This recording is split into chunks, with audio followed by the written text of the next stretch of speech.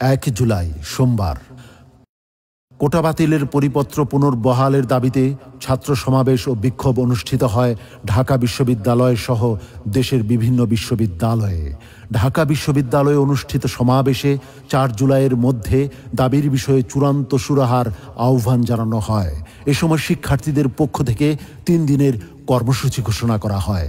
এদিন এক জরুরি বৈঠক শেষে দেশবিরোধী সকল ষড়যন্ত্রের বিরুদ্ধে দেশবাসীকে সাথে নিয়ে ঐক্যবদ্ধভাবে গণ আন্দোলন গড়ে তোলার হুঁশিয়ারি দেন ইসলামী আন্দোলন বাংলাদেশের নেতৃবৃন্দ।